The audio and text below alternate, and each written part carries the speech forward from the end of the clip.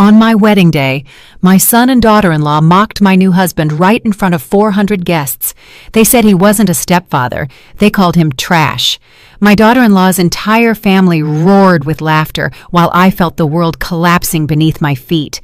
I stood up, shaking with fury, and threw every single one of them out of the reception. It was then that my husband looked at me with a profound calm I had never seen before and said something that changed my life forever. "Honey, I'm a billionaire, but let me tell you how I got to this moment, because what happened next was something none of them could have ever imagined." Welcome to my channel. I share new life stories here every day, and I'd really appreciate it if you hit subscribe and liked my video.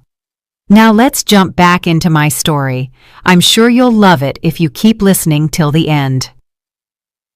It all started 3 hours earlier when I, Eleanor, or Ellie, as my friends call me, at 61 years old, stood in the most magnificent event space I had ever seen. 400 guests filled every seat upholstered in ivory velvet. The tables shimmered with cream silk linens and towering centerpieces of white and gold flowers that looked like they were pulled straight out of a magazine. I had hired the best musicians, the top caterer, all paid for with my life savings. I wanted this day to be flawless, because after 15 years of widowhood, of loneliness, of nights spent crying in silence, I had finally found love again. Elias, or Eli Vance, stood beside me at the altar in his modest but immaculate gray suit. His silver hair was neatly combed, his hands calloused from years of honest work. He wasn't rich. He didn't drive a luxury car and lived in a small apartment in a simple neighborhood. But when he looked at me, I felt like the most valuable woman in the universe. That was the only thing that mattered. Then I heard the first loud, mocking, venomous laugh. It came from the third row, exactly where my son, Darius, was seated next to his wife, Tasha. Darius was 38 years old, wearing an Italian suit that cost more than $3,000 and a Rolex watch on his wrist. He had always made it clear to me that money was the most important thing in life. Tasha was worse. That 35-year-old woman in her overly tight blood-red dress with long black painted nails and a superior attitude had made my life hell since the day she married my son. She came from a family that considered themselves upper crust, though we all knew her father had made his fortune through shady business dealings. "Look at that," I heard Tasha whisper to her mother, loud enough for me to hear. "The old woman is marrying a pauper." Her mother, Brenda Jenkins, a woman with too many fake gold necklaces clanging around her neck, laughed, covering her mouth with her hand. "Poor Ellie. At her age, she can't catch anything better." I felt my cheeks burn, but I kept my gaze fixed on the minister. Eli gently squeezed my hand as if to say, "It'll be all right." But things were just getting started. The officiant continued the ceremony, speaking about love, respect, and the sacred union of marriage. I tried to concentrate on his words, on the moment I had dreamed of for months, but the stifled laughter and cruel comments kept coming from my own family's section. "Did you see his shoes?" one of Tasha's cousins whispered. "They look like they were bought at a thrift store." "And that suit?" another added. "My gardener dresses better." The entire row of the Jenkins family chuckled under their breath. They were like vultures waiting for the perfect moment to attack. I felt my heart breaking into pieces, but Eli remained serene, dignified, as if none of it affected him. That gave me the strength to continue. The moment for the vows arrived. When Eli began to speak, his voice was firm and full of genuine emotion. "Ellie, from the day I met you, I knew you were the woman I wanted to spend the rest of my life with. I don't have material wealth to offer you, but I give you my whole heart, my eternal loyalty, and my promise to make you happy every day I have left." A few people in the audience sighed, moved. I had tears in my eyes, but then I heard Darius let out a loud, sarcastic laugh that echoed through the ballroom. "This is pathetic," my son said out loud without any shame. He stood up with his champagne glass in his hand, swaying slightly. He'd been drinking before the ceremony. Seriously, Mom, this is the man you chose? This miserable old man? The room fell into absolute silence. 400 people held their breath. The minister stopped speaking and looked at me with concern. Eli squeezed my hand harder, but his expression remained tranquil, almost compassionate. "Darius, please," I tried to say, but my voice came out broken, humiliated. "No, Mom, someone has to tell the truth here." Darius walked to the center aisle, gesturing dramatically. "You worked your whole life. You sacrificed for me. Dad left you a good inheritance, and this is what you do with it? Marry a nobody who probably just wants your money?" Tasha stood up too, a malicious smile on her lips. "Darius is right, Ellie. That's not a stepfather. That's trash you picked up off the street." Her whole family erupted in laughter. Her mother, father, uncles, cousins, all laughing, pointing, pulling out their cell phones to record the moment. It was like they were at a circus and we were the clowns. But then something inside me snapped. It wasn't sadness. It was fury. A burning rage that shot from my feet to my head. I pulled my hand from Eli's and walked straight toward my son. "You know what, Darius?" My voice sounded different, stronger, firmer than I had heard it in years. "You're right about one thing. Someone does have to tell the truth here." The silence in that room was so dense you could cut it with a knife. 400 people stared at me with wide eyes, waiting to see what humiliated Ellie would do. My son Darius wore that arrogant smirk, the same one he used as a child when he thought he had won an argument. Tasha stood beside him, arms crossed, with that look of superiority I hated so much. Her entire family continued to snicker, enjoying the spectacle as if it were the most entertaining thing they'd seen in years. "The truth," I repeated, feeling the weight of every word leaving my mouth, "is that I spent 35 years of my life married to your father. 35 years where I worked 12-hour days cleaning other people's homes so you could go to the best schools. 35 years where I broke my back, wrecked my hands, and sacrificed my health and youth to give you everything you needed." Darius blinked, and for a second I saw a flicker of discomfort in his eyes, but he quickly covered it up by taking another sip of his champagne. "Your father was a good man," I continued, feeling tears beginning to well up, but refusing to let them fall. "But when he died 15 years ago, he left me alone. Completely alone. Do you know how many times I came to your house asking to spend time with me? How many times I called you crying because the loneliness was killing me?" "Mom, don't make a scene," Darius said, but his voice sounded less sure now. "A scene?" I laughed, but it was a bitter, painful laugh. "A scene is being alone every Christmas because you were too busy with Tasha's family. A scene is spending my 61st, 60th, 59th birthdays completely by myself because you couldn't even be bothered to send a text." Some people in the audience began to murmur. I could see looks of disapproval aimed at my son. But Tasha wasn't going to stay quiet. "Oh, please," she spat, stepping forward, her heels clicking against the marble floor. "Always the victim, aren't you, Ellie? Always complaining, always needing attention. You know what? Darius has his own life. He can't be babysitting you like you're a child." "Babysitting me?" I whispered, feeling something inside me begin to shatter. I didn't ask to be babysat. I just asked for a little love, a little respect, a little of the affection I gave him his whole life. Eli was still standing by the altar, watching the scene with a serene but alert expression. He didn't intervene. He didn't stop me.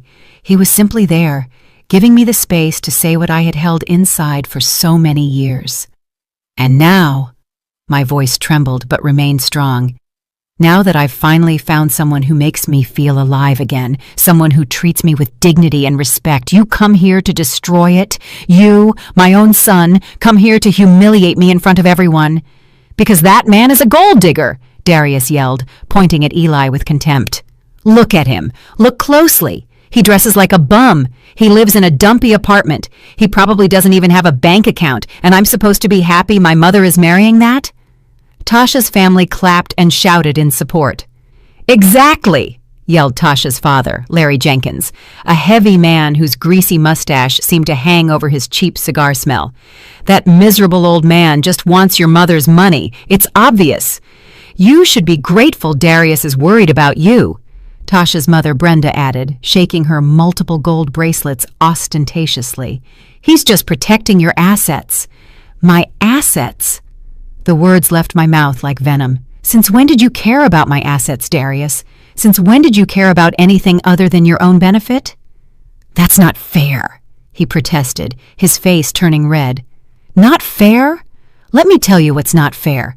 It wasn't fair that when I needed $1,000 for surgery 3 years ago, you told me you had no money, but 2 weeks later, you bought that Rolex you're wearing. It wasn't fair that when I asked to borrow $5,000 to repair my house, you made me sign a document with interest, as if I were a stranger. It isn't fair that every time I asked for help, you treated me like a bother, like a burden." The murmurs in the audience grew louder. I could see some people nodding their heads, others looking at Darius with critical eyes. My friends, the few I had invited, had tears in their eyes. Vivian Lewis, my best friend for 30 years, was openly crying. But Tasha wasn't finished. That woman never knew when to shut up. "You know what's really going on here, Ellie," she said, walking toward me with that superior attitude that made my blood boil. "You're desperate. You're old, you're alone, and you grabbed the first man who paid you any attention. It's pathetic. It's embarrassing. And frankly, my whole family is here as witnesses to the worst decision you've ever made." Her family roared in approval. The cousins, the uncles, even the friends they had brought, all laughing, all mocking. Some were recording with their phones, capturing every second of my humiliation to share later on social media. I could imagine the captions, "Crazy old lady marries a beggar," or "The most pathetic wedding of the year." I felt something inside me finally break. It wasn't sadness, it wasn't pain, it was determination, a strength I didn't know I possessed. I turned and walked to Eli, who was still standing by the altar with that inexplicable calm. I took his hand and looked him in the eyes. "Are you sure you want to marry me?" I asked in a low voice. "Because my family is a mess, and they clearly don't deserve to be here." Eli smiled. It was a small smile, but there was something in it, something I couldn't quite decipher. "Ellie, my love, I've never been surer of anything in my life, and you are right. There are people here who don't deserve to witness this moment." I turned back to the 400 guests. Most of them were good people, true friends, colleagues, neighbors who cared about me. But there was a specific group that had turned the most important day of my life into a nightmare. "Darius," I said, and my voice resonated through the room with an authority I had never used with my son. "You, Tasha, and your entire family, out of my wedding, out of my life." The silence that followed was deafening. Darius stared at me as if I had slapped him. "What?" he stammered. "Mom, you can't be serious." "I've never been more serious in my life. I want you to leave now." Tasha let out a hysterical laugh. "You're throwing us out? Your own family?" "Not my family," I replied coldly. "You and your parasites, yes. You have 5 minutes to leave this room, or I'll call security." Darius looked at me as if he couldn't believe what he was hearing. His face went from shock to indignation in seconds. "You're throwing me out of your wedding? Your only son?" "Yes," I replied without hesitating for a second. "I'm throwing out you, your wife, and all those vipers you brought with you." Tasha stepped forward, her index finger pointing at me menacingly. Her black nails looked like claws ready to strike. "You can't do this, you stupid old woman. You have no right." "I have every right in the world. This is my wedding. I paid every cent for this event. I hired this venue. I paid for the food. I hired the musicians, and I have every right to decide who stays and who goes. And you are definitely going." Tasha's father, Larry, got up from his seat, his belly hanging over his belt. "Who do you think you are talking to us like that? My family has influence in this city. We can ruin you." "Ruin me then," I said, feeling a boldness I didn't know existed inside me. "You've already ruined the most important day of my life. What more can you do to me?" Tasha's mother, Brenda, also stood up, making all her gold bracelets clank scandalously. "This is an insult! A total lack of respect! We came all the way here to support this ridiculous marriage, and this is how you repay us?" "Support?" I laughed bitterly. "You call mocking my husband, calling him trash, and humiliating him in front of everyone support? That's not support. That's pure cruelty." One of Tasha's cousins, a young guy with too much hair gel, shouted from his table, "Your husband is trash! We all know it. Just look at him. He looks like a bum you picked up off the street." Several members of their family laughed and applauded. They were enjoying this. They were truly enjoying tearing me down on my own special day. Eli finally spoke. His voice was calm, almost gentle. But there was a tone of firmness I had never heard from him before. "Young man, you don't know me. You know nothing about me, and yet you feel entitled to insult me. What does that say about you?" The cousin immediately fell silent, as if something in Eli's voice had disarmed him. But Darius wasn't going to give up so easily. He approached me. His breath smelled of alcohol, and his face was red with fury. "Mom, if you throw us out now, if you do this, you'll never see me again. You'll never see your grandkids again, I swear to God." Those words hit me like a punch to the gut. My grandchildren, Miles, 6 years old, and Chloe, 4. I love them with all my heart. The thought of never seeing them again was devastating. But then I looked at Eli. I looked at this man who had treated me with more respect and dignity in 6 months of dating than my own son had in the last 15 years, and I knew I had to choose. I had to choose my own happiness for once in my life. "If that is your decision, Darius," I said, and my voice cracked a little, but I didn't stop, "then so be it. I will not let you manipulate me anymore. I will not let you use me as your personal bank while treating me like trash when you don't need me." "You're selfish," Tasha screamed. "A selfish old woman who is choosing a stranger over her own family."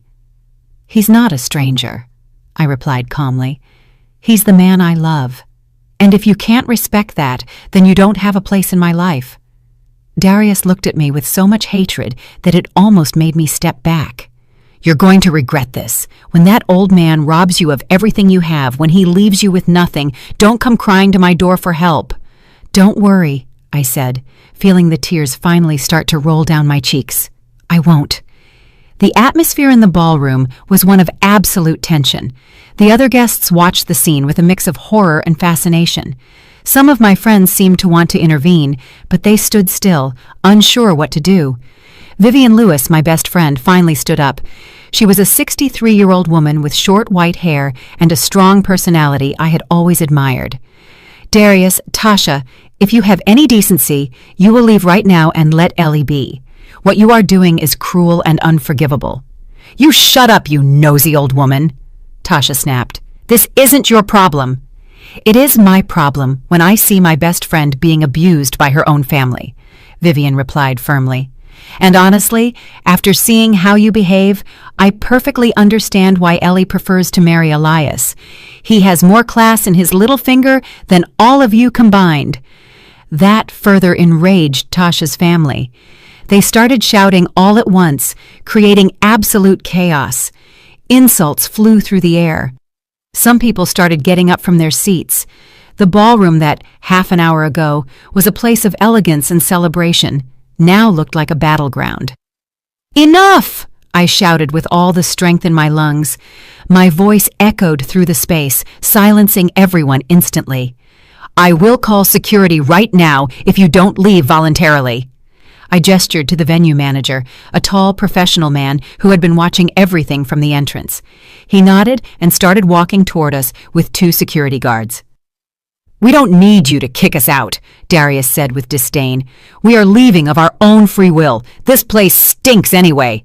And you," he pointed his finger at me, "you disgust me. I hope you are happy with your decision, because you will never have your family again." "Real family doesn't treat you like this," I replied, and I felt Eli move closer and take my hand, giving me strength. Tasha grabbed her designer bag, the same one I had helped her buy last year when she borrowed $3,000 she never paid back. "Let's get out of here. This wedding is a bad joke anyway." One by one, Tasha's entire family started getting up from their seats. There were about 20 people in total. They gathered their belongings with exaggerated movements, making as much noise as possible, making sure their exit was as dramatic as their behavior throughout the ceremony. "This is not over," Tasha's father yelled as he walked toward the exit. "Everyone in the city will know what kind of woman you are." "Let them know," I said with a calm that surprised me. "I don't care what they think anymore." As the procession of toxic people left the room, some even pushing chairs and throwing napkins on the floor as a final act of rebellion, the rest of the guests remained in absolute silence. It was as if everyone was holding their breath, waiting to see what would happen next. Darius was the last to leave. He stopped at the door, looked at me one last time, and said, "Goodbye, Mom. I hope your new life with that loser is worth losing your only son." And he left. The door closed behind him with a final sound that resonated in my heart like a definitive slam. I stood there in the middle of the ballroom trembling. I had just kicked my son out of my wedding.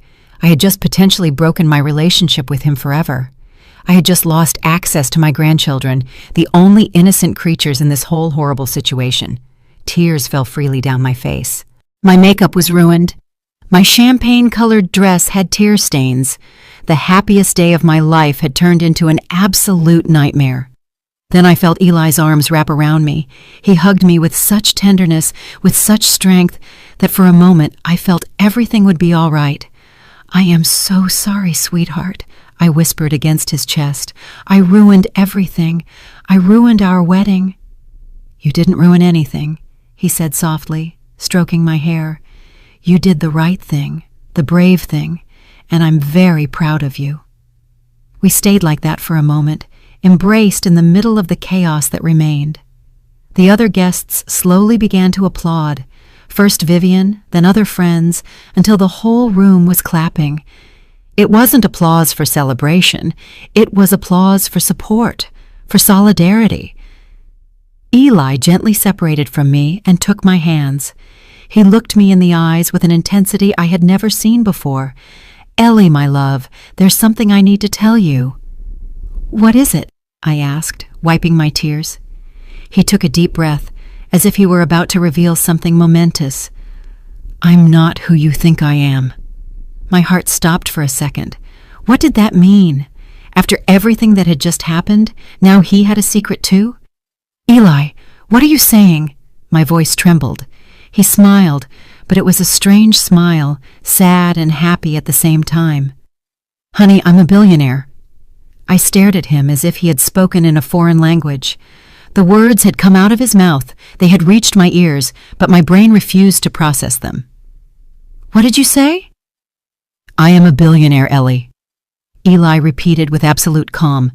"I have over $2 billion in assets, properties in a dozen countries, companies, investments, everything." I felt my legs begin to fail. Vivian rushed toward me and held my arm. "Ellie, breathe, breathe, friend."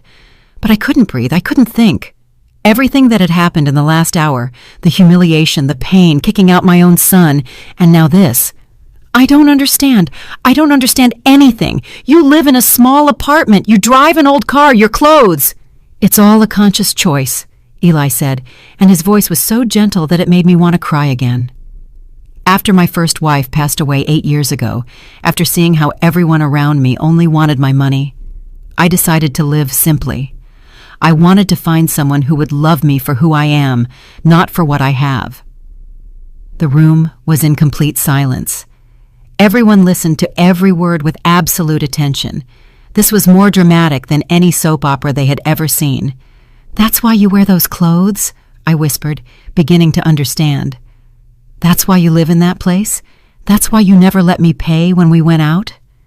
"Exactly," he nodded, and I found exactly what I was looking for. I found you, Ellie, a genuine, kind-hearted woman who treated me with respect and affection, even when you thought I had nothing to offer except my love. Tears returned to my eyes, but this time they were different. They weren't tears of pain or humiliation. They were tears of something I couldn't yet name. "Why are you telling me now? Why here, after all this?" Eli looked toward the door where Darius and Tasha had left minutes before. Because I wanted you to see who they really are. I wanted you to see their true character when they thought I was nothing, and I wanted you to make your own decision about them before knowing the truth about me. My God, I whispered, covering my face with my hands. My son just insulted and humiliated a billionaire. Your son just insulted and humiliated the man you love, Eli gently corrected. The money shouldn't change that. He was right. He was completely right, but my mind was still spinning, processing this impossible information. $2 billion. How? Where from? Eli smiled, and for the first time, I saw a flash of pride in his eyes. I started with nothing, just like you. I worked construction for 20 years. I saved every penny. I invested in real estate when no one else would. I bought properties everyone said were worthless. I built an empire brick by brick. But when my wife, my beloved Letitia, died of cancer, all that money meant nothing. I couldn't save her. I couldn't make her stay with me for one more day. His voice cracked at the end, and I saw the genuine pain in his eyes. This man had suffered, had loved, and lost, just like me. After her death, he continued, everyone around me changed. My friends only called when they needed money. The women who pursued me only saw dollars. My own in-laws tried to sue me for the inheritance. I realized that money had poisoned all my relationships, so I decided to disappear from the radar.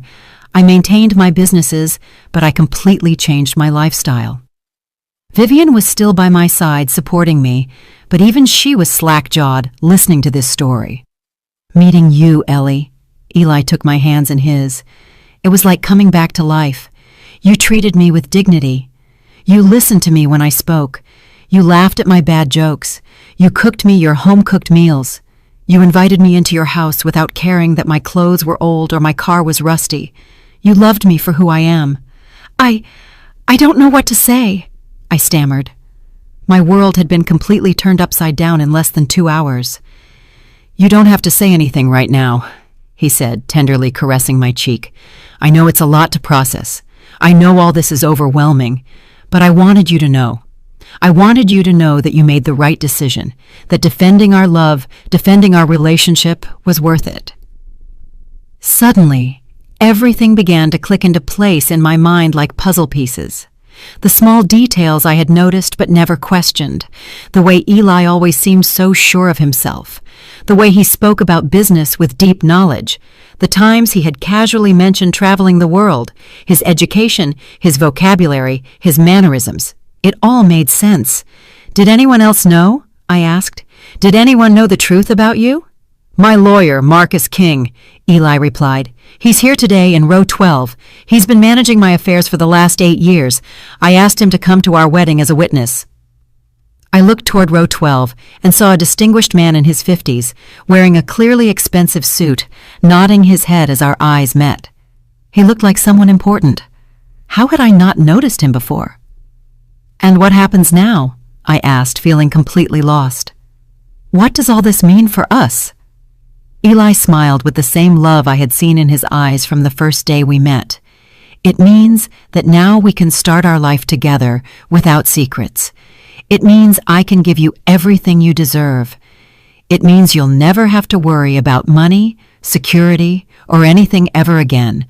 But more important than all that, he squeezed my hands harder, it means I found someone who truly loves me, and that is worth more than all the millions in the world. Tears streamed down my face freely. Now I couldn't control them.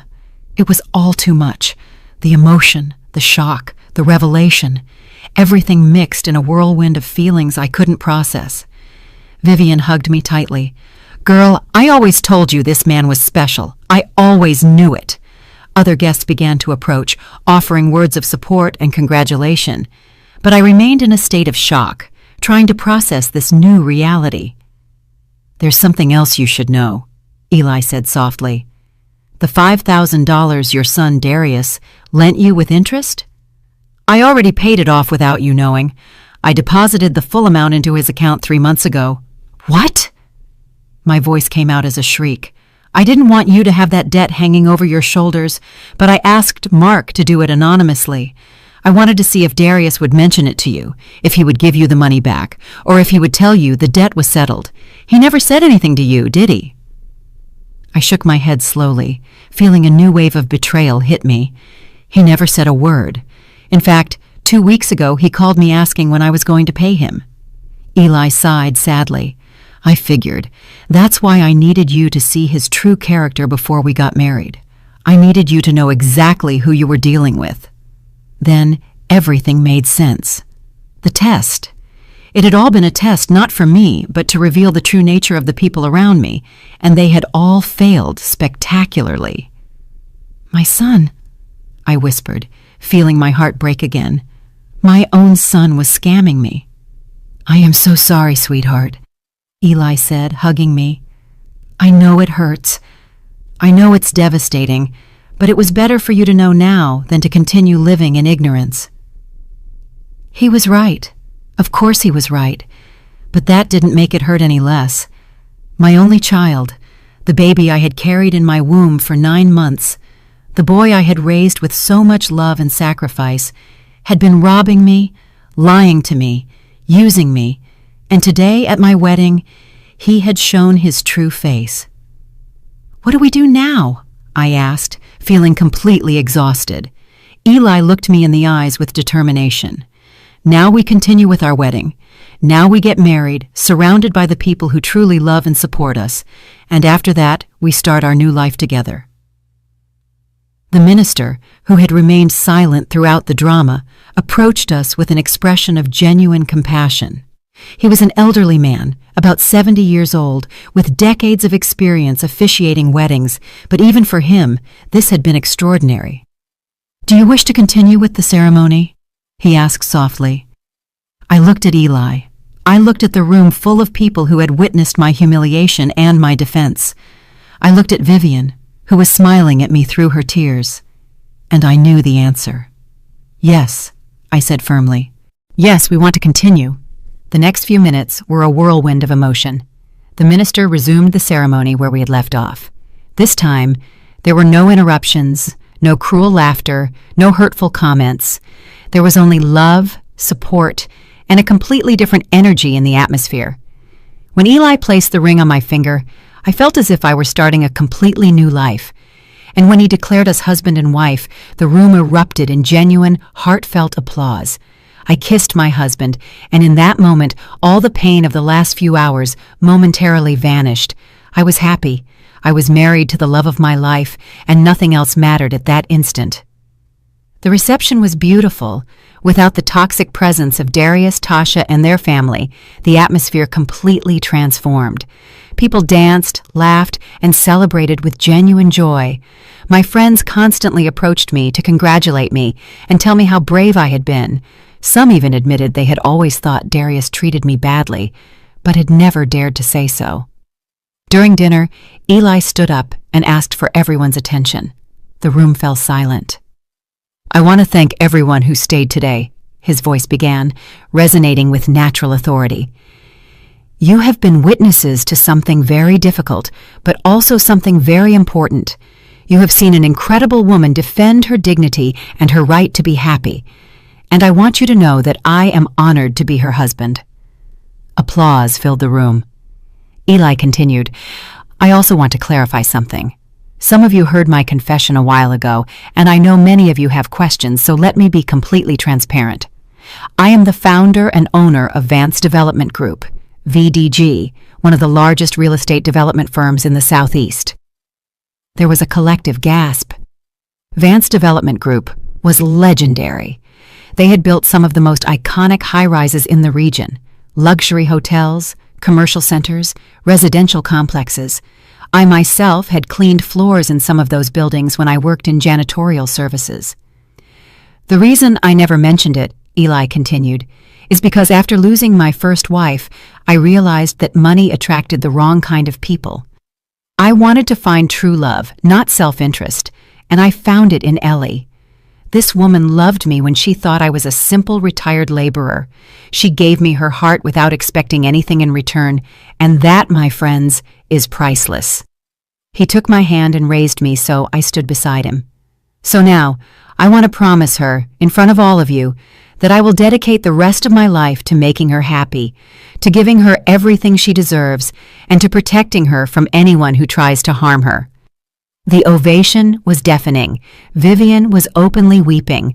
Other friends hugged each other, moved. It was as if everyone shared my happiness in a deep, genuine way.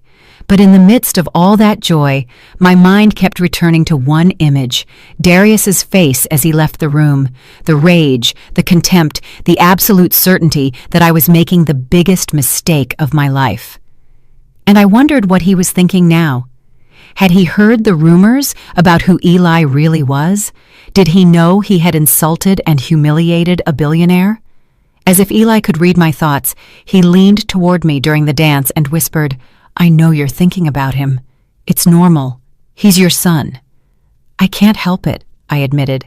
"Despite everything he did, he's still my son, and it hurts. It hurts so much." "I know, sweetheart, and I don't expect that to change overnight, but I want you to know something. The fact that he's your son doesn't give him the right to abuse you. Family love shouldn't include abuse, manipulation, or humiliation." He was right. I knew it in my heart, but a mother's heart is complicated. You can know your child has hurt you deeply and still love them. You can recognize their toxicity and still miss them. It's a painful contradiction only mothers fully understand. The party continued into the late hours of the night. We danced, ate cake, and toasted with champagne that cost more than I used to earn in a month cleaning houses.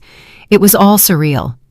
This morning, I had woken up as Ellie, the 61-year-old woman who had worked hard all her life to survive.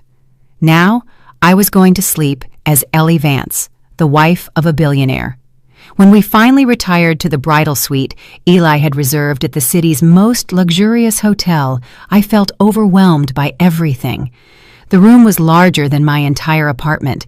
It had floor-to-ceiling windows overlooking the entire illuminated city, a massive bed with sheets that probably cost thousands of dollars, and a marble bathroom with a tub that looked like a small pool. "Are you all right?" Eli asked, taking off his jacket. I sat on the edge of the bed, still wearing my champagne-colored dress. "Honestly, I don't know. I feel like I'm in a dream, or maybe a nightmare, or both at the same time." Eli sat beside me and took my hand. "I know it's a lot to process. Everything changed in a matter of hours, but I want you to know something very important, Ellie. Nothing between us has changed. I'm still the same man you met 6 months ago. The same man who fell in love with your laugh, your kindness, your strength. Money is just money. It doesn't define who I am." "But it changes everything," I whispered. "It changes absolutely everything." "It doesn't have to," he insisted. "We can continue to live simply if that's what you want. Or we can enjoy some comforts. You decide. This is our life now, our decision." I looked into his eyes and saw the same tenderness I had always seen, the same gentleness, the same love. And I realized he was right. The money hadn't changed him. He was still Eli, my Eli.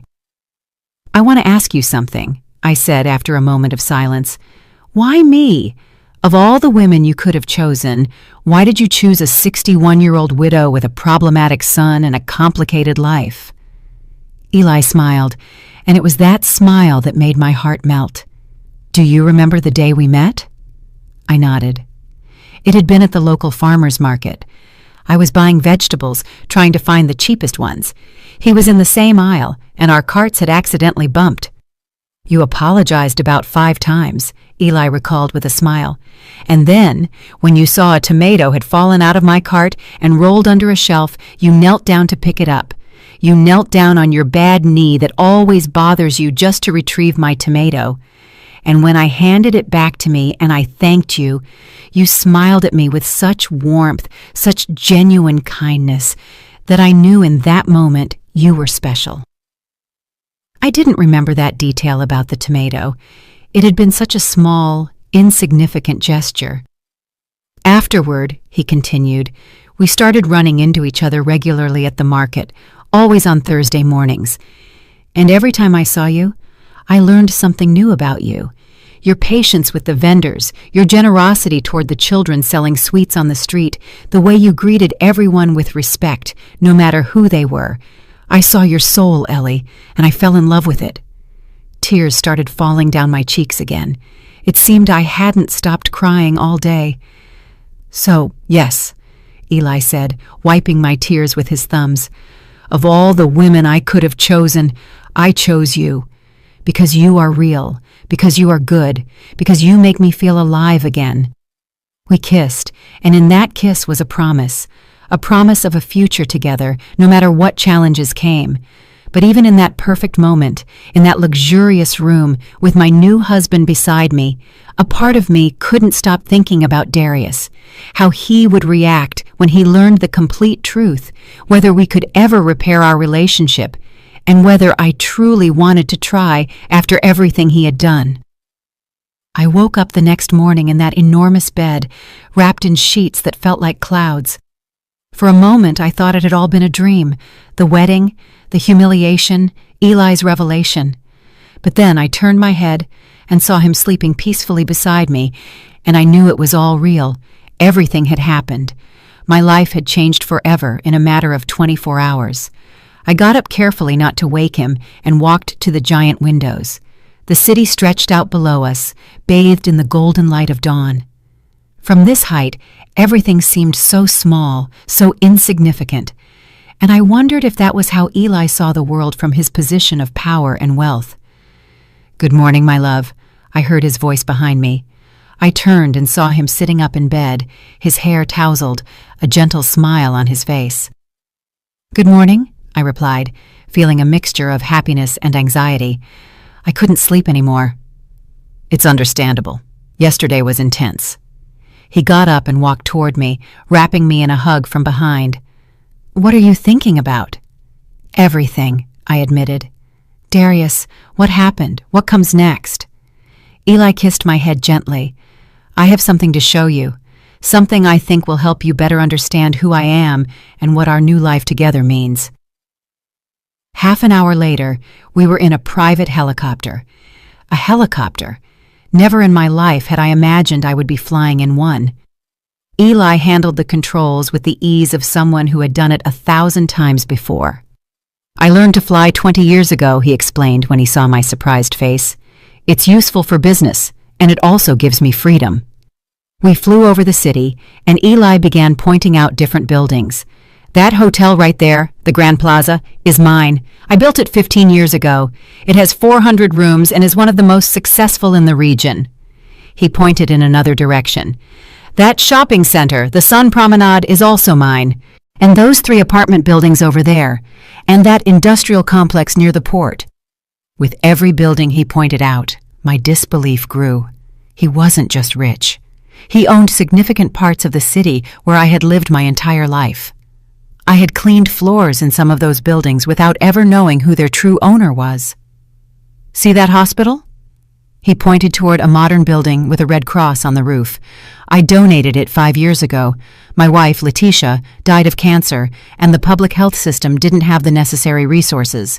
So I built an entire hospital dedicated to free oncological treatment for low-income people."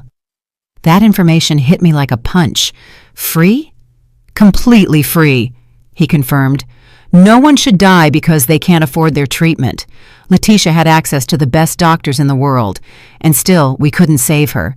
But at least I can help others who don't even have that opportunity." I started seeing Eli in a completely different light. He wasn't just a rich man. He was a man who used his wealth to do good, to help others, to build something meaningful. "I also have foundations," he continued, as we landed on the rooftop of an impressive building, the headquarters of Vance Development Group. One for educational scholarships, another for social housing, and one for entrepreneurs who need seed capital but can't access bank loans. We got off the helicopter and entered the building. The offices were elegant, but not ostentatious. Employees were working in bright, open spaces. Everyone greeted Eli with genuine respect, not the servile fear I had seen in other places where bosses were dreaded. "I want to introduce you to someone," Eli said, guiding me toward a large office on the top floor. Inside was Marcus King, the lawyer he had mentioned at the wedding. He was a distinguished man in his 50s with silver hair and an imposing presence. "Mrs. Hayes," he greeted me with a slight bow, "it is an honor to finally meet you properly. Eli has spoken a lot about you over the last 6 months." "Really?" I asked, surprised. "Of course," Mark smiled. "He constantly told me he had found someone special, someone genuine.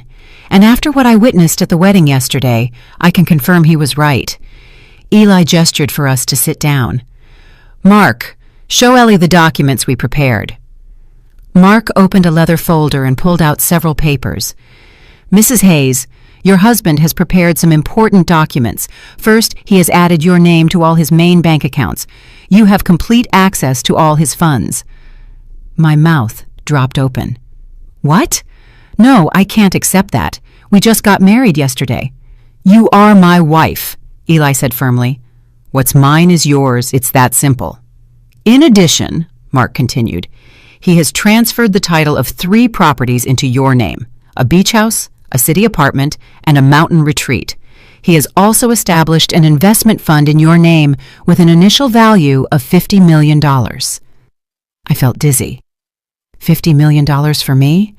A woman who had spent most of her life worrying about how to pay the rent each month.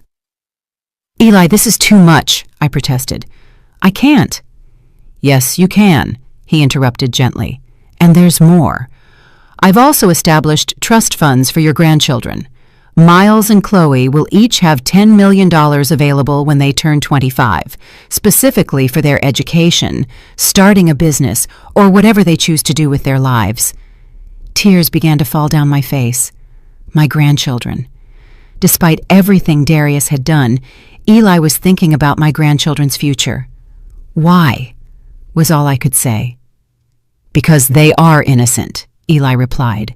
"Because they are not to blame for their parents' actions, and because they are your blood, Ellie. They are important to you, so they are important to me." Mark continued explaining more details. Life insurance policies, diversified investments, commercial properties. The amount of money was so astronomical that my brain simply couldn't process it.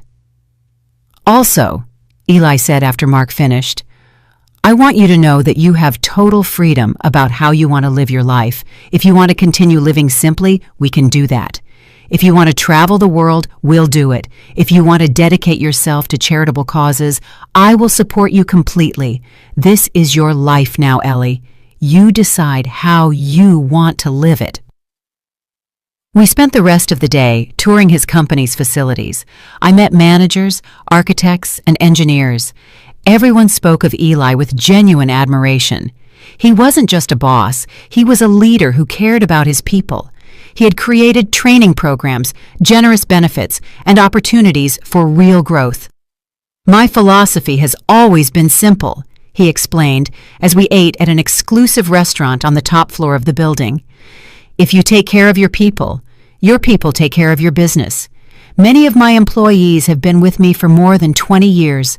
I've watched them grow, start families, achieve their dreams, and that makes me happier than any amount of money." By the afternoon when we returned to the hotel suite, I felt completely overwhelmed. I had seen and learned so much in a single day. My perspective on everything had drastically changed. "How are you processing all this?" Eli asked as we sat on the balcony with a glass of wine. "Honestly, I don't know," I admitted. "Part of me still feels like I'm going to wake up, and it will all be a dream. Another part of me feels guilty." "Guilty? Why?" "Because while I was struggling to survive, cleaning floors in buildings that were yours, you had all this power, all this wealth. It feels, I don't know, disproportionate." Eli nodded thoughtfully. "I understand that feeling. Inequality in the world is brutal and unfair. That's why I do what I do, the foundations, the hospital, the housing programs. I try to use my privilege to create opportunities for others. But you're right, it will never be enough. I can never fully compensate for the injustice of the system." "And Darius?" I asked, finally voicing the question that had been circling in my mind all day. "What about him?" Eli sighed. "Mark has been monitoring the situation. Apparently, your son and Tasha are having some serious financial problems. They've been living beyond their means for years. They have massive debts. And now, after what happened yesterday, some of his business partners are distancing themselves from them. How do you know all that? I asked, surprised. Because I asked for an investigation, Eli admitted. Not to harm them, but to understand the complete situation. And what we discovered is worrying, Ellie. Your son is on the verge of bankruptcy. He owes money to a lot of dangerous people. I felt my stomach clench. How bad is the situation? Very bad. He owes close to $2 million between bank loans, credit cards, and failed investments, and some of his creditors are not exactly patient or legal. My heart sank. Despite everything Darius had done to me, he was still my son. The thought of him being in danger terrified me. $2 million? I repeated, feeling panic begin to set in. How is it possible for him to owe that much money? Eli took my hand. According to Mark's investigation, Darius invested in several fraudulent businesses. He bought shares in shell companies. He borrowed money at loan shark rates to maintain his lavish lifestyle, and Tasha didn't help. She spends as if money were unlimited, designer bags, jewelry, trips to Europe, all on credit cards that are already maxed out. I covered my face with my hands. My God, and here I am with access to millions while my son is sinking in debt. Ellie, look at me. Eli gently lifted my chin so our eyes met. Your son publicly humiliated you, called you horrible things, ruined the most important day of your life, and he did it when he thought I had nothing to offer you. Do you truly believe he deserves your compassion after that? He's my son, I whispered, tears starting to fall again. I know he treated me horribly. I know he was cruel, but he's still my son, Eli. I can't just turn off those feelings. Eli nodded with understanding. I know, and I'm not asking you to, but you need to understand something. If you give him money now, if you bail Darius out of this situation, he will never learn. He will never face the consequences of his actions, and most importantly, he will never truly value your sacrifice. But you said some of his creditors are dangerous. What if they hurt him? What if they hurt Tasha, or worse, my grandchildren? The children are safe, Eli assured me. Mark has already taken care of that. We hired discreet security to watch over them. No one will touch Miles or Chloe. I promise you.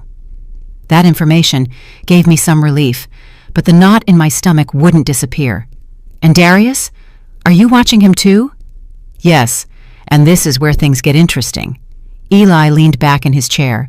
His expression became more serious. 3 days ago, Darius found out who I really am. A business partner of his showed him a Forbes article featuring me on the list of the richest men in the Southeast. My heart stopped. And what did he do? At first, he didn't believe it. He thought it was a coincidence of names, but then he looked up photos and recognized me. Since then, he has tried to contact me 12 times, calls, texts, emails, all through my company's official channels. And what did you do? Nothing. I ignored every attempt, but Mark saved all the messages. Do you want to hear what he said? I wasn't sure I wanted to know, but I nodded anyway. Eli pulled out his phone and started reading. First message. Mr. Elias Vance, I sincerely regret the misunderstanding at the wedding. I was unaware of who you were. Please allow me to explain. He paused and looked at me. Notice how he says he regrets the misunderstanding, not his actions, as if the problem was simply that he didn't know I was rich. He continued reading. Second message. Mr. Vance, this is Darius, Ellie's son. I urgently need to speak with you about a business matter. I have a proposal that could be mutually beneficial. Eli let out a bitter laugh. He doesn't even mention his mother. He goes straight to asking for business favors. Third message. He kept reading. This one was sent yesterday evening. Mr. Vance, I am going through a complicated financial situation. As your wife's son, I hoped we could speak as family. I am sure we can reach an agreement that benefits everyone, especially Mom. I felt nauseated. He's using my name to manipulate you. Exactly. And there's more. Message number 7. Mr. Vance, I know I made mistakes at the wedding. I was drunk and wasn't thinking clearly. But I am Ellie's only son. The grandchildren she adores are my children. Do you really want to break that family relationship? I can make her happy if you help me resolve my current problems. That's emotional blackmail, I said, feeling rage begin to replace worry. Absolutely. And the most recent message, sent this morning. Elias, I need $500,000 by the end of the week, or I will be in serious trouble. As my mother's husband, you have a moral obligation to help her family. I promise to pay it all back with interest. I trust in your understanding. I remained silent for a long moment, processing everything I had just heard. My son hadn't called to apologize to me. He hadn't tried to repair our relationship. He hadn't shown an ounce of genuine repentance. He only wanted money. He was only trying to use my marriage to solve his own financial problems. What are you planning to do? I finally asked. The question is, what do you want me to do? Eli replied, You are his mother. You are my wife.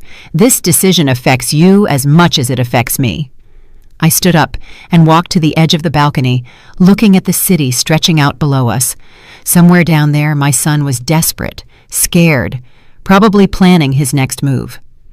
Part of me, that maternal part that never disappears, no matter how much you're hurt, wanted to rush and save him.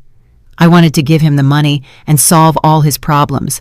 But another part of me, the part that had been humiliated in front of 400 people, the part that had been used and manipulated for years, the part that had finally found the strength to defend her dignity, knew that would be a mistake.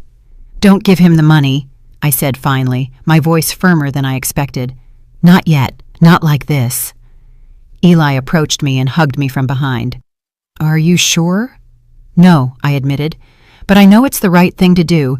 If we bail him out now, without real consequences for his actions, we will only be enabling his behavior. He needs to hit rock bottom. He needs to understand that he can't treat people like that and get away with it. It's a brave decision, Eli said, kissing my head. It's a painful decision, I corrected, but a necessary one. The following days were an emotional roller coaster. Eli and I went on our honeymoon to a private island in the Caribbean, which of course he owned. It was a paradise with white sand beaches, crystal clear water, and absolute privacy. I tried to relax, to enjoy this time with my new husband, but my mind kept returning to Darius. Mark kept us informed of the situation. Darius's creditors were starting to apply pressure. They had repossessed his luxury car. They had frozen his bank accounts. The house where he lived with Tasha and the children was in foreclosure. And Tasha? I asked during one of the video call updates. She left Darius 2 days ago, Mark informed us in his usual professional tone. She moved in with her parents and took the children. She filed for divorce yesterday morning. I felt a pang of pain for Darius, despite everything. Being abandoned by your wife, losing your children, facing financial ruin, all at the same time. It was devastating. And how is he? I asked. Not well, Mark admitted. Our contacts say he's been drinking heavily. He's not eating properly.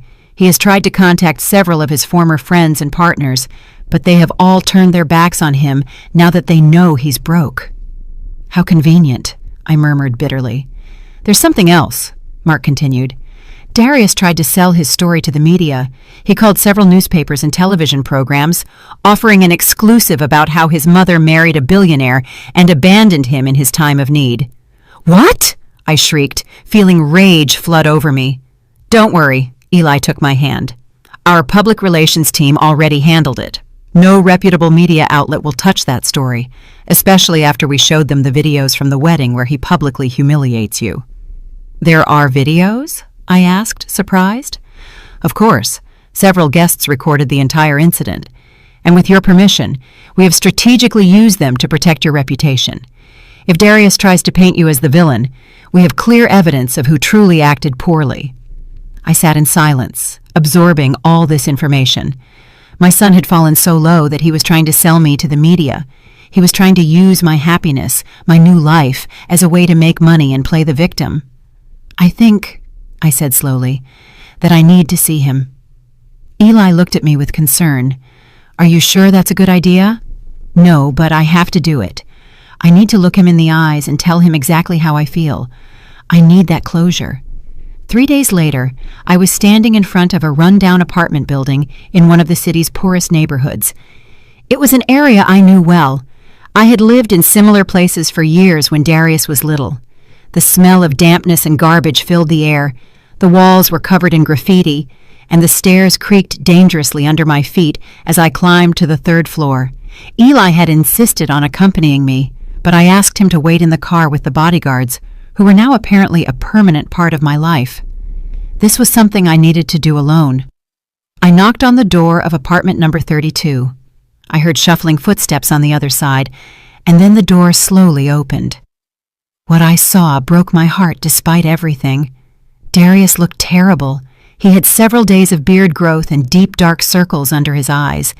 His clothes were wrinkled and stained. The apartment behind him was tiny and messy, with empty alcohol bottles scattered everywhere. This wasn't the arrogant, well-dressed man who had humiliated me at my wedding. This was a broken man. "Mom!" His voice came out as a broken whisper, his eyes immediately filled with tears. "Mom, you came." "I came," I said, keeping my distance in the doorway. I wasn't going in. I wasn't going to make things easy for him. "Please come in. I know the place is horrible, but—" he began, but I interrupted him. "I'm not coming in, Darius. I came to tell you a few things, and then I'm leaving." His face fell.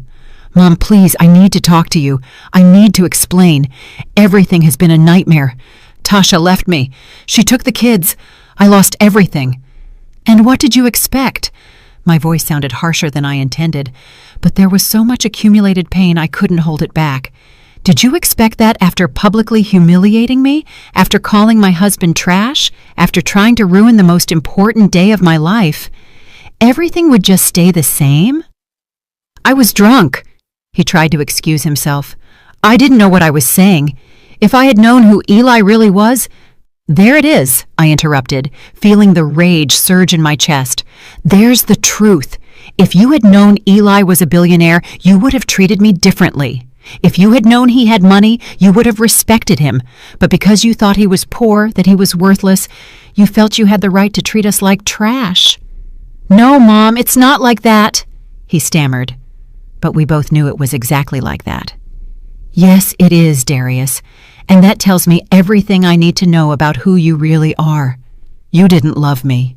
You didn't respect my happiness. You only cared about the money. You only cared about how my marriage affected you." "Please." His tears were falling freely now. "Please, Mom, I'm sorry. I am so sorry.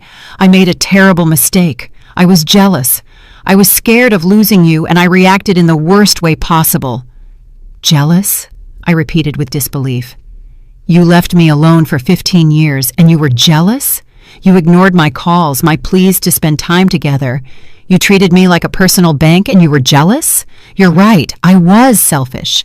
You're completely right. I was a horrible son, the worst son anyone could have, but I'm paying for it now. I'm losing everything. I've already lost everything, and the only thing I have left is you, Mom. You are the only thing I have left in this world." "You lost me too," I said, and the words came out with a deep pain that pierced my chest. "You lost me the day you decided your pride and your materialism were more important than your mother." "No!" he whimpered, falling to his knees. "Don't say that. Please don't say that. I'll do anything to fix it. Anything." "Anything?"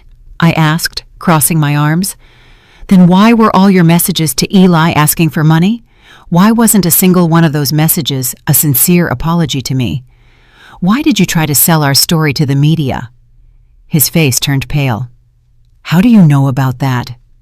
"I know everything, Darius. I know about your debts. I know about the loan sharks. I know Tasha left you. I know you tried to use my marriage to get out of your problems. I know everything."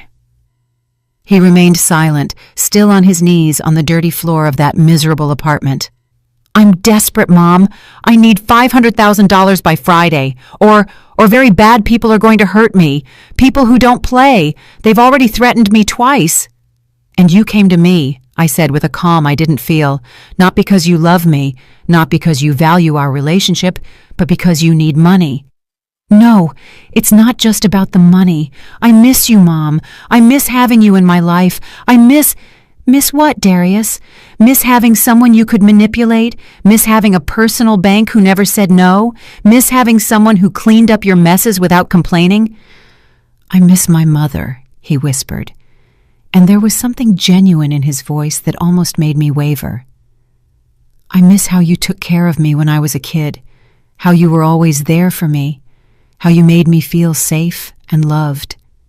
That boy doesn't exist anymore, I said, feeling tears start to sting my eyes.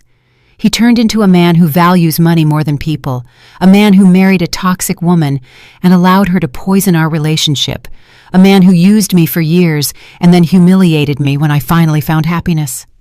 I can change, he pleaded. Give me a chance, just one more chance, and I promise I'll be different. How many chances have I given you already, Darius? How many times did I lend you money you never returned? How many times did I forgive you for canceling our plans? How many times did I swallow my pain when you treated me like I was invisible? And what did you do with all those chances? He had no answer. He just stayed there on his knees, crying like a child. I'm going to tell you something, I continued, my voice trembling but firm.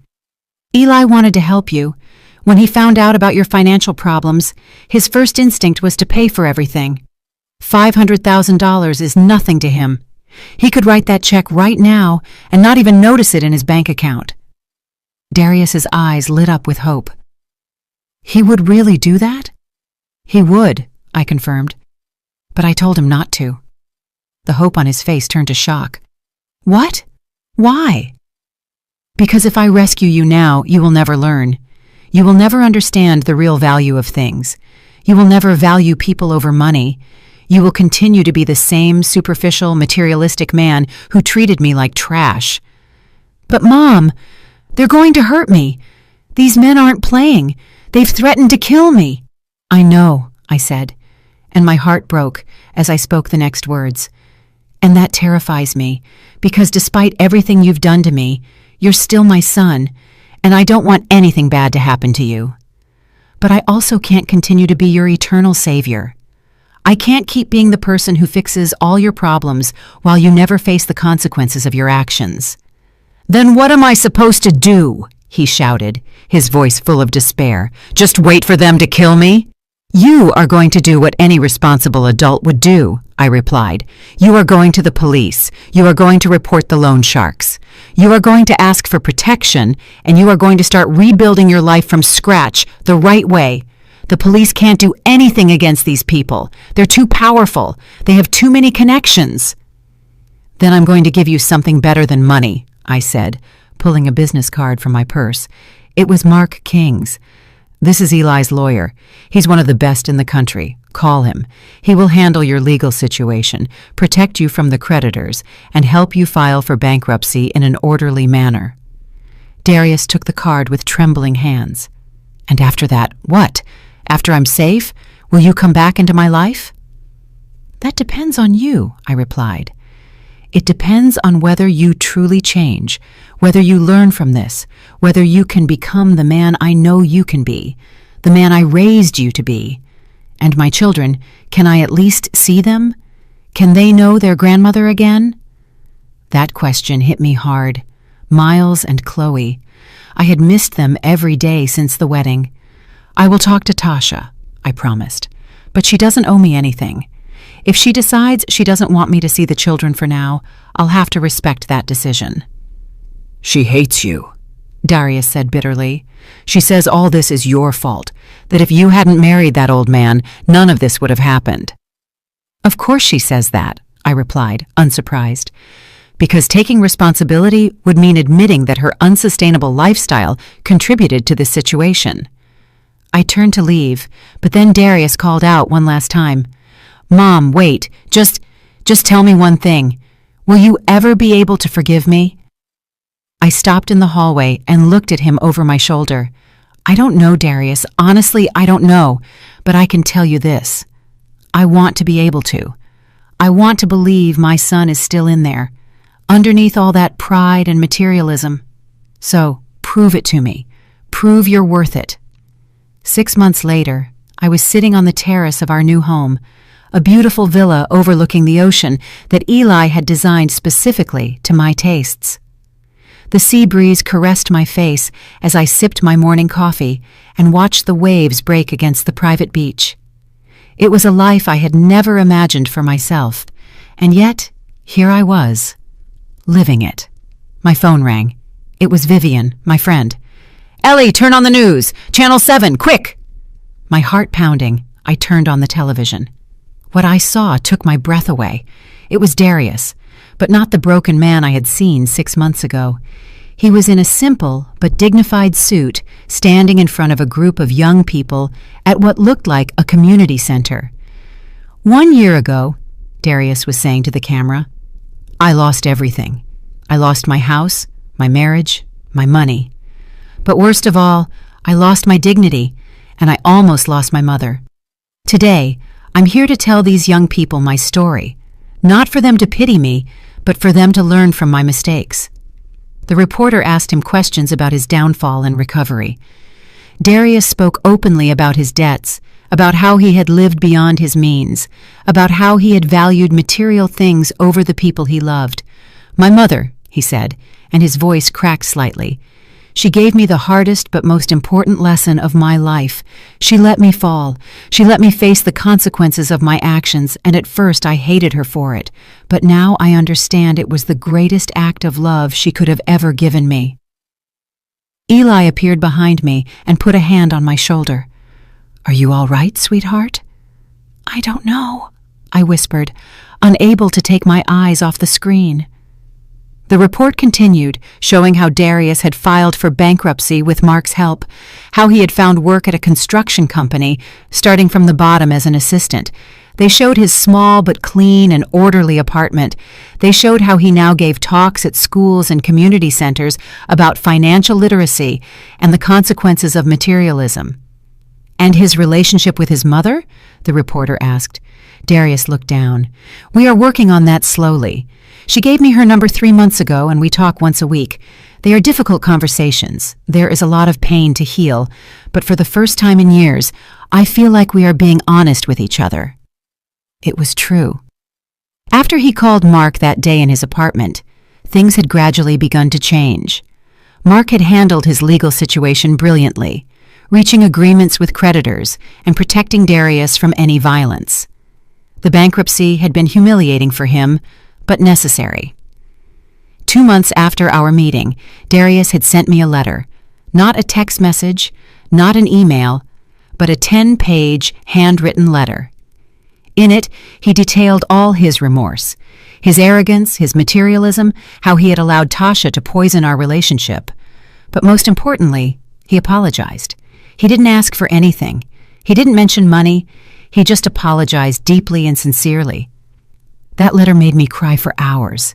Eli held me while I processed all those complicated feelings. I gave him my phone number a week later. Our first conversation was awkward, uncomfortable, full of long silences. But we continued. Every week without fail, we talked for 30 minutes. "And his children?" the reporter continued on TV. "That's a process," Darius replied. "Tasha and I are in co-parenting therapy. It was something I suggested because I want my kids to have functional parents, even if we are no longer together." "Is there a message you would like to give to people going through similar situations?" Darius looked directly into the camera. "Yes. Pride will destroy you if you let it. Materialism will consume you, and the people who truly love you, the ones who are willing to let you fall so you can learn to fly, those are the ones you should value more than anything in the world. I also want to say something to my mother, if she's watching this." My heart stopped. "Mom," Darius said with tears in his eyes, "I know you're probably watching this. I want you to know that every day I am working on being the man you deserved as a son. Every day I try to be better. I don't expect you to forgive me tomorrow or next year or ever if you don't want to. But I want you to know that I understand now. I understand everything, and I love you. I have always loved you, even when I was too stupid and arrogant to show it." Tears streamed down my face uncontrollably. Eli hugged me tightly.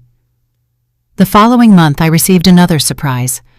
Mark called me to inform me that Darius had paid back the money he owed, the $5,000 Eli had paid for me. He worked overtime for 4 months to gather the money, Mark explained. That night, I sent Darius a text message for the first time. Just 3 words. I'm proud of you. His response came 20 minutes later.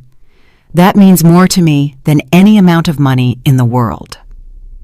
2 weeks later, we met at a neutral coffee shop. It was awkward at first. There was so much to say and yet nothing to say. But slowly we began to talk. Would you like to meet the children again? I asked cautiously. Darius's eyes lit up. You would really do that? They are my grandchildren, I said simply. I never stopped loving them. The reunion with Miles and Chloe was one of the most emotional experiences of my life. Eli was wonderful with them. He taught them to swim in our pool, told them stories, and showed them that wealth doesn't make you better than anyone else. One day, as we watched the children play on the beach, Darius said to me, "Thank you for not giving up on me, Mom." Parents never give up on their children, I replied, but sometimes we have to let them fall so they can learn to fly. Eli and I established a foundation in honor of his first wife, Letitia. The Letitia Foundation helped elderly women who had been abandoned by their families. It was my idea, born from my own experience. One evening, exactly 1 year after our wedding, Eli and I renewed our vows. This time, it was a small ceremony at our home, only with the people who truly mattered. Darius was there with Miles and Chloe. When it came time for the vows, Eli took my hands and said, "A year ago, I promised you eternal love without you knowing who I really was. Today, I promise it to you again, now that you know everything." After the ceremony, Darius approached Eli. "Mr. Vance, I never properly apologized. You are a good man, and my mother is lucky to have found you." Eli extended his hand. "The past is the past, Darius. What matters is the man you are today." That night, lying in Eli's arms, I reflected on everything that had happened. A year ago, I had been humiliated on the most important day of my life, and now I had found not only love and security, but also purpose, dignity, and a peace I had never known before.